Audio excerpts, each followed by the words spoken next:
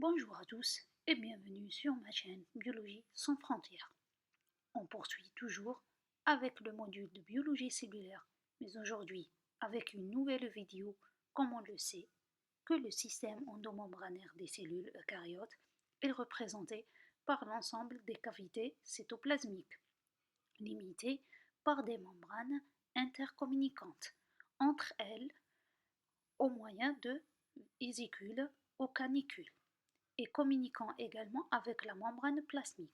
Parmi ces compartiments de ce système, le réticulum endoplasmique qu'on va développer dans ce chapitre.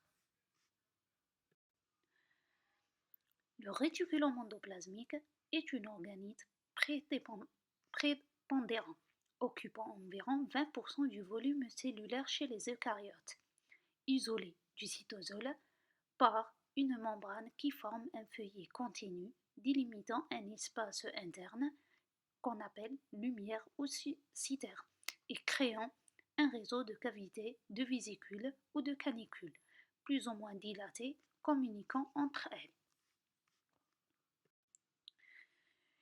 Il peut être dépourvu de ribosome, c'est le cas du réticulum endoplasmique lisse, ou porteur de ribosome, c'est le cas du réticulum endoplasmique granulaire, REG, qui est en relation avec l'enveloppe nucléaire. La répartition et l'abondance du réticulum endoplasmique granulaire et du réticulum endoplasmique lisse varient en fonction du type cellulaire et pour une même cellule en fonction de son état physiologique.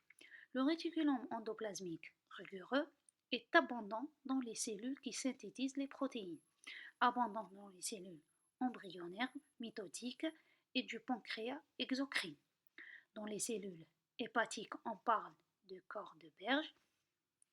Dans les cellules nerveuses, on parle du corps de Nisle.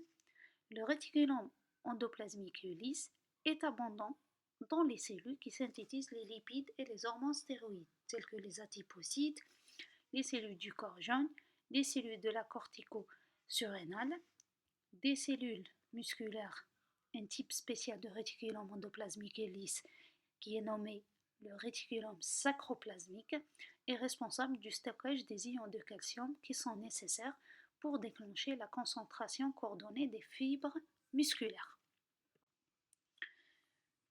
Le réticulum endoplasmique généralement est constitué d'un réseau membraneux étendu composé d'une membrane de composition différente de la membrane plasmique et d'une lumière. Des parties de la membrane du réticulum sont en continuité avec la membrane externe du noyau. La quantité du réticulum endoplasmique lisse et le réticulum endoplasmique granuleux varie selon les cellules.